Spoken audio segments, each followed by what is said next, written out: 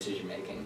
According to a study performed by Bachara, Antoine, and van der Linden, and Marshall researching the effects of damage to the frontal lobe, this is common for most addicts. This is the reason some can so easily choose not to drink when times get hard, but it can be an impossibility for others. Unlike those with an intact frontal lobe, an addict doesn't have the ability to rationalize the possible consequences of their actions. They see easy solutions and very quickly grasp for the bottle of pills or bottle of Jack. However, you don't have to have a mental illness to be put into the same state as someone who does. 1 in 10 Americans are currently suffering from addiction, and even more will, at one point or another, have been afflicted with substance abuse. It doesn't take too large a stretch of the imagination to see why these statistics are so high. More and more students are coming out of college working jobs that don't pay near enough to warrant the degree they got in the first place. This is why they spend their measly paychecks at the club getting too drunk to remember how unhappy they are, and fall short on basic necessities like food and rent. In a struggling economy, outsourcing jobs is becoming more popular. People quickly go from working a stable 9 to 5 to being jobless and unable to support their families. Every day becomes a constant struggle, and the beer that you used to drink at the end of the day turns to 2, which turns to 3, and then 6. Your reality is so miserable that you search for any way to escape it, which often makes the problem worse than better. Everyone's suffering, some just more than others. So the next time you walk past that homeless man on the streets asking for change, instead of being automatically disgusted and uncomfortable, try to think about what could have gotten him there. Chances are, whatever it would take for you to lose all hope and live on the streets is exactly what happened to him. So, while a lot of that is written from the point of view of a family member who's experiencing the effects of alcoholism, it also has some very important messages for the alcoholic. It can be very easy to hate yourself whenever you break sobriety, whenever you're no longer able to continue going on a normal life, and you can feel insufficient almost. You have to realize that a lot of this is almost predestined for you. Now, that doesn't give an excuse to continue going on with it because it's not your fault. But what it can do is give you the knowledge, give you the information to stop being so critical of yourself and truly understand that while this is a problem I'm facing, there are things that I can continue to do with it, and I will only continue to get better day in and day out. And while I may stumble, I will never fall. Thank you.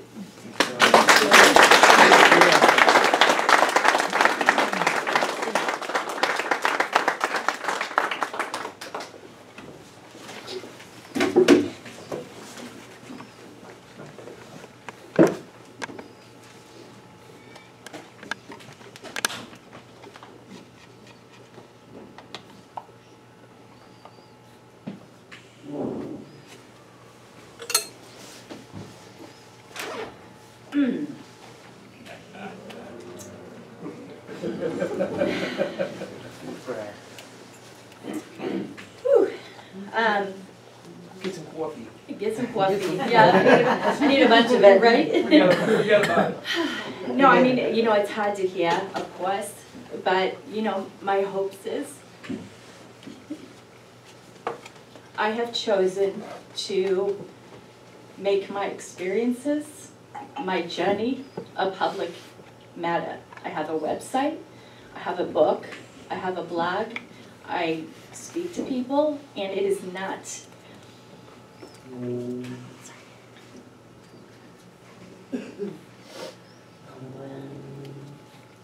it is not easy to admit who I am, what I did.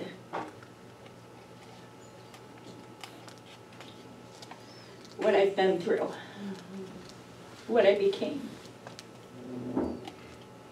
I asked myself a long time after rehab why my family and friends still loved me.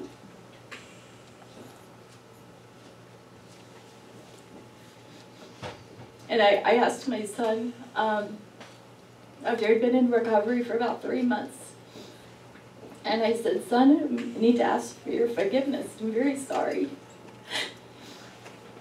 And his answer to me was, Mom, you don't need to apologize because that's not who you were. I knew you before that. My addiction didn't start until my 40s. I didn't have time for addiction. I didn't even know how to live day to day. I didn't know how to do the dishes. I didn't know how to use the dishwasher. You know, my son, when he wrote that story, he's learned more and more about my life because I have become so public with my life. And, you know, unfortunately, my mom started using my body when I was 5. And I was only a 35-pound little girl. But there's men out there that like that. And so it's not like I was a pimp that she put on the street corner. I was more abused out of convenience. You know, addicts that would come to the home and you let me have your daughter and I'll give you this. Gee, if you leave the room for a little bit, you can take my bag, leave me with her. So, you know, that she made the choice that she liked what she got. And that meant using me. And that's okay, because, you know, the thing is, I'm who I am today, and, you know, I'm not perfect. None of us are. I'm an addict. I'm a recovering addict. And you know what being a recovering addict has taught me is that we don't walk over bodies. We don't shoot our wounded. We don't, if someone calls us in the middle of the night, we take time and we do what's needed. And there's not too many people on the planet who have the compassion, the love, and the understanding as my fellow family members in this room and outside of this room that are alcoholics and addicted into drugs. We're an amazing group, really are. And as long as we stay sober, we get to see how amazing we are. It's not even about how amazing other people may think we are, because when you close your eyes at night, you have to see yourself. And that's the hard part. And so if you can recognize what an amazing person you are, and I do mean that from the bottom of my heart, I'm so honored and so blessed to call you guys my family and my friends. And I'm thankful for everything you did for me. Anyways, so I wanted to share something with you. I'll read this. All right, so I'm sure you guys have heard of Forbes magazine. So back in the 90s, sorry, they haven't seen me in the other room. Back in the 90s, remember Dad remembers this? Yeah. Back in the 90s, they did a study, and they asked these CEOs, these very, you know, wealthy, important people. They said, in business, what do you find to be the most important attribute that you have? And all of them said confidence. And they said to look and to listen, to observe, to smile, and to make eye contact. But of everyone, they say confidence was the #1 thing. So I'm going to demonstrate that. So if I go up to, can I borrow Joe?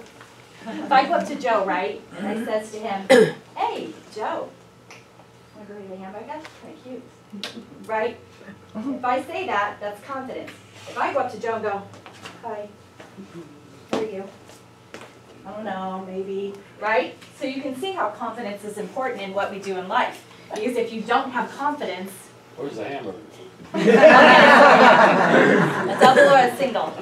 Anyways, so can we all agree that in what we do, whether that be a job, whether that be looking our families in the face, whether that be recovering from alcoholism, whether that be running into the person on the street that saw you addicted, can we all agree that confidence is a very important part of our lives and key to us going forward? Well, you're in good company, because so does all of the Fortune 500 owners. So what they said is, if you do not have confidence, cross that out, then you will, every time, you will lose, every time. So I like that little, it's called an acronym, right? When you do something like that. Anyways, so as I mentioned, my addiction didn't start until my 40s, and what, you know, my son had brought up the trauma from my divorce. But the interesting thing is that I online dated. So I'm sure some of the women in this room did that. But I met this guy, and he was not a nice person. And unfortunately, on October 31, 2014, we had been at a Halloween party, and we got home a little bit after midnight. And he looked at me, and he said, "You are going to die tonight." And I believed him, because I've seen that look. I've seen evil in men's eyes. So I knew he was serious. And with that, he dragged me in the basement, proceeded to beat, crush my neck. All of the skin had been abrasioned off of my neck from, I was trying to escape and get up the stairs. And so my hands were grabbing, and as he was pulling, it was really hard carpet, and it was ripping the skin. And then, of course, my fingers, metal. That's a memory from that night. But the point is that when the police found me, it was after 3:30 in the morning on the side of the road up at Woods Chapel in Valley View. And when the police arrested him for attempted murder, he was eating a turkey sandwich in my bedroom. And it's obviously so callous, but thankfully my children were not home. My son said what he would have done had he been home, and so I'm thankful he was not. But they had to see me. They had to see me broken. I couldn't speak because of my neck being crushed. And I still suffer from that if my neck feels stress, then I will, you can hear it in my voice. So, you know, that incident, for whatever reason, just absolutely opened the floodgates. I mean, with everything I had been through in my whole life, that incident brought it all front, right here in my face. I couldn't sleep at night. I would stay at the front door. I would wonder if he's going to come in and finish the job, if he would hurt my children. There was no longer any peace in my life from that point forward. I was scared all the time. And so a glass of wine would calm me down a little bit.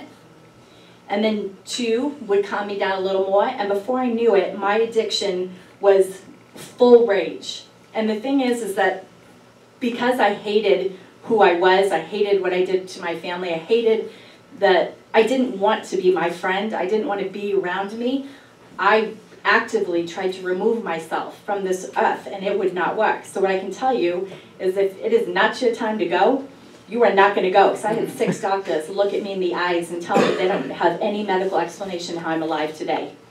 When he crushed my neck, he put an 8-inch tear in my, forget what it's called, it's behind the trachea. Anyways, that's impossible to rip behind the trachea without crushing the trachea. If you'd crushed the trachea, I'd be dead. And so the doctor looked at me and he said, it's like someone had their hands around the trachea, and I said, I know who that is. So, but for whatever reason, that is what caused my addiction to go through the roof. And so I knew that I needed to go into recovery, but I didn't want to, because I didn't know, that meant I still had to live with me. And the thing is, the drinking helped me not to have to live with me, but if I got help, then I'm still me. I still have to be with me. So that to me didn't feel like a very good, very good thing. But, because I did survive those 12 suicide attempts, I did learn something, called grace. And grace is a very interesting thing, because to be truly gracious, you have to have had grace in your life. Polite is taught, right? Manners, please, thank you. That's taught. Graciousness can only be given when it's been given to you. So grace sees you to the other side of your toughest moments. So when you are gracious to others, it comes with blood, sweat, tears, and prayers. This cannot be taught. It has to be experienced and then shed. So how I would explain that is if I know how it feels to be in the ditch, to be by myself, to be in scary situations. If I have a new addict come in and they're not as far along as I am, right? I can go up to them, I can reach my hand to them, I can pull them out of that ditch because I was in that ditch. I can pull them out with an understanding that only a person who has experienced that can give. So because I was shown grace, I was taught graciousness. And then I can now be gracious with others. And I think that that is an amazing thing. Because when you have grace, you can walk people through life with the promises, with the recovery, with the lessons, you know, that you learned through your addiction, through your traumas, through your, you know, through all of it. And truthfully, in your authority is your authenticity, right? So because you survived some of the things you survived, and you survived addiction, you are now an authority, and you now have authenticity in your stories. You can speak to a person, you can look someone in the eyes that's in just a very sad, desperate place. You can look them in the eyes, and if you do not say a word and they do not say a word, I promise you within about 30 seconds you're both crying. Because you have that understanding, they have that understanding, and when you connect eyes, you feel it. And that's a beautiful thing, because if you're sober, you can say, I remember. I know how you feel. But you know what? Here's the good news. It doesn't have to be that way. You can have a life. You can get your stuff back. There's a joke. What do you get when you listen to country music backwards? You get your house back, you get your dog back, you get your wife back. Well, what do you get when you become sober? You get your dog back, you get your house back, you get your kids back. So it's the same thing. Anyway, so, you know, the funny thing too about addiction is, you know, we all have those family reunions, right? We have, well, most of us do have family reunions. I've heard they're nice, no. Anyways, I've experienced family reunions because every time I walk through that door, I feel a family that I've never had. You know, that's one thing that as a little girl, as my son said, I slept outside a lot, even though there was a house, you know, I was allowed in. And so for me, I prayed for family my whole life. That's the only thing I ever wanted. And the Lord's blessed me with a husband, with a bunch of children, and a family. And so for me, honestly, when I walk through that door, when you are someone who has not had a mom, who has not had a dad, who has not had a family growing up, when you meet someone that you call a family, you mean it and you feel it in a way that you would if you were someone who had a family. Your friendship and your family means as much to me as your families mean to you outside of this room. Because you are my family, I've made that choice. And I'm so thankful that you're my family. I wouldn't give it up for anything. But anyway, so you know how every year you go to your family reunion, right? And the car ride over, you're saying, oh Lord, I hope drunk Steve isn't there, right? And you sit there and, you know, you just know he's going to be, make a big scene. We used to be that. Anyways, he was going to make a big scene. And you get to the house wherever the family reunion was, and you would see drunk Steve, and he wasn't quite drunk all the way yet. But then pretty soon, you didn't see drunk Steve anymore. You wondered where he was, right? He was in the crawl space underneath the house, snoring, so you knew he was somewhere, you just couldn't find him. He snuck away to go drink in privacy, because this is what we do. We don't drink in front of people.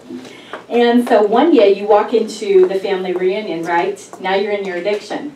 And you make eye contact with Steve, your family member.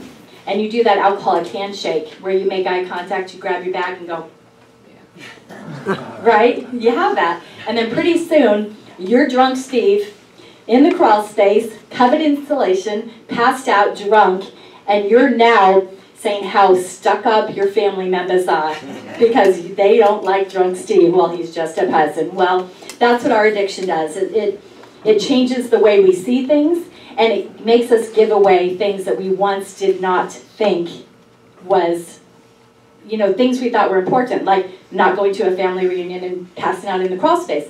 Don't do that. And then through your addiction, you give everything away, slowly but surely.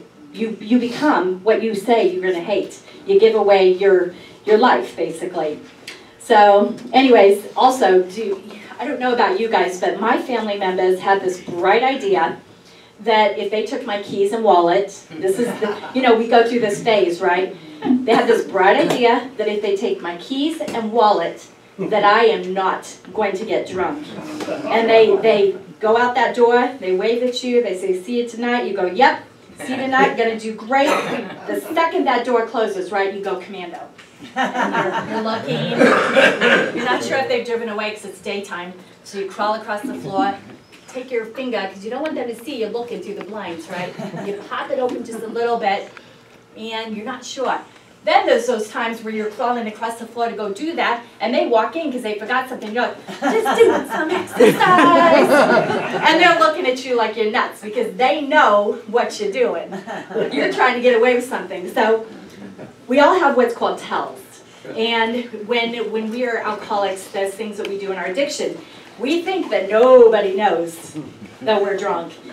But the thing is, those tells do tell them, right? And so that was one of my things, is that I got sneaky through my addiction. So finally, the family leaves, right? And you're so excited. And you now crawl on the hands and knees and look in your children's bedrooms, in the floorboards, in the sofa. And you just cannot believe you scored. You just found $5. And you know it costs $2.30 for a bottle of McCormick's at Little General. Just does. But you don't have your keys. How are you going to get there? So you rationalize with yourself, you know, it's only 8:30 a.m. I can get the half pint and be fine by the time they get home at 6. Everything will be great. So now you think, well, what is the fastest way to get there? I did this, by the way. This is a true story. So you think, what is the fastest way to get there? And then you remember the Batman bike in the backyard, which you got your son, that he's not driving it or riding anymore, never did, the neighbor gave it to you. And you get this brilliant idea. You can ride the Batman bike with its bells and all. You get a great plan. So you jump on the bike, right, with the bells ringing and everything. And as you're riding as fast as you can down the street, you know, someone drives by and you're like, exercising. I meant to do this, right? But you're too big for the dang thing. So as you're riding, your feet are slipping off the pedals and you're cutting the back of your heels and you're a mess, right? So then you get to the liquor store. And you go in and you've got your change, right? Then you realize, oh no, I forgot to look at myself before I left. You know, an addiction. And I'm sure it's fine. So you walk in the store, you give them the money, the change on the counter, and they count it. They're pretty sure that something's not right with you, but they're there to sell. So they give you your bottle, and they say, have a good day. You say, yep. So back on your Batman bike, you got your vodka, you're looking, nobody's looking, you start to chug. You get almost all the way home. It's not a long drive, but you get almost all the way home and you think, I can do the other half a pint. It's going to be fine, I can do this. So you turn back around on your Batman bike, you get down to the liquor store, you go, and this time you walk into the liquor store, and you are like on a Broadway stage because you are going to convince this person that you are not drunk. That you are not asking for another bottle for any other reason except this is a completely normal thing to do. So you pull your change out of your pocket, your pennies, your dimes, your nickels, your quarters. You give them to the guy, and then instead of him saying, have a good day, this time he looks at you and says, be safe. So you get home, right? But now you're home. By the time you get home, you're drunk. Right? And the only thing you can think is more, more, more, more, more. Because 1 is not enough and 5,000 is not enough. So now you take a screwdriver and you're going into places in your house looking for that change because you're desperate to get the drink. And that insanity repeats every single day, with each day beginning with, I just need enough to feel better. I won't get drunk today. Then 1 year later, you wonder,